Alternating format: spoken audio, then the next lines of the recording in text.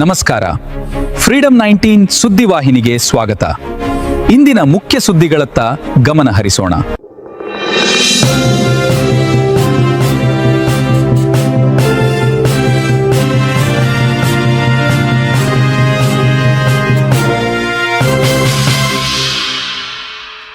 ನಮಸ್ಕಾರ, ನೀವು ನೋಡ್ತಾ ಇದ್ದೀರಾ ಫ್ರೀಡಂ 19 ನ್ಯೂಸ್ ಚಾನೆಲ್. ನಿಖರ ಮತ್ತು ಪರಿಶೀಲಿತ ನಿರಂತರ ಸುದ್ದಿಗಳನ್ನ ಜವಾಬ್ದಾರಿಯುತವಾಗಿ ತಲುಪಿಸುವಂತ ವಿಶ್ವಾಸಾರ್ಹ ಸುದ್ದಿ ವೇದಿಕೆ ಫ್ರೀಡಂ 19 ನ್ಯೂಸ್ ಚಾನೆಲ್ಗೆ ತಮಗೆಲ್ಲರಿಗೂ ಆತ್ಮೀಯವಾದಂತಹ ಸ್ವಾಗತ. ಬನ್ನಿ ಇವತ್ತಿನ ಸುದ್ದಿಗಳನ್ನ ನೋಡೋಣ.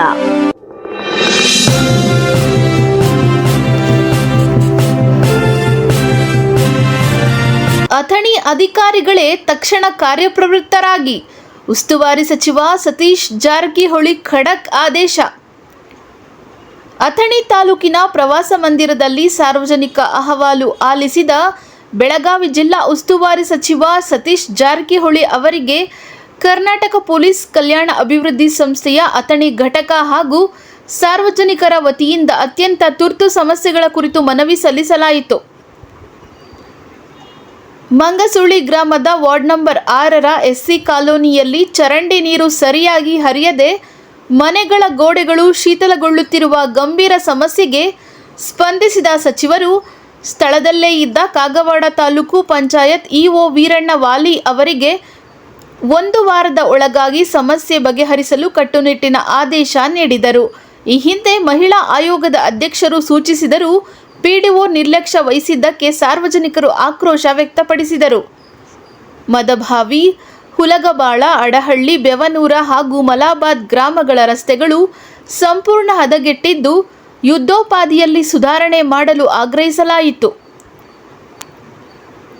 ಅಥಣಿ ಕಾಗವಾಡದಲ್ಲಿ ಹೆಚ್ಚುತ್ತಿರುವ ಸಂಚಾರ ದಟ್ಟಣೆ ನಿಯಂತ್ರಿಸಲು ಪೊಲೀಸ್ ಇಲಾಖೆಗೆ ಹೆಚ್ಚಿನ ಸೌಲಭ್ಯ ನೀಡಬೇಕು ಮತ್ತು ಸಾರ್ವಜನಿಕ ಸ್ಥಳಗಳಲ್ಲಿ ಮಹಿಳೆಯರಿಗಾಗಿ ಹೈಟೆಕ್ ಶೌಚಾಲಯ ನಿರ್ಮಿಸಬೇಕೆಂದು ಸಂಸ್ಥೆಯ ತಾಲೂಕು ಮುಖ್ಯಸ್ಥ ಪ್ರವೀಣ್ ನಾಯ್ಕ ಒತ್ತಾಯಿಸಿದರು.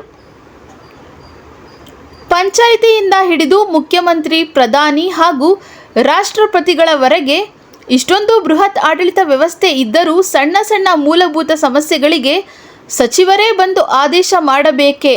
ಅಧಿಕಾರಿಗಳು ಇನ್ನು ಮುಂದಾದರೂ ತಮ್ಮ ಹಳೆಯ ಯಥಾಸ್ಥಿತಿ ಧೋರಣೆ ಬಿಟ್ಟು ಕೂಡಲೇ ತಕ್ಷಣ ಕಾರ್ಯಪ್ರವೃತ್ತರಾಗಿ ಜನರಿಗೆ ನ್ಯಾಯ ಒದಗಿಸಿಕೊಡಬೇಕೆಂದು ಸಾರ್ವಜನಿಕರು ಆಗ್ರಹಿಸಿದ್ದಾರೆ.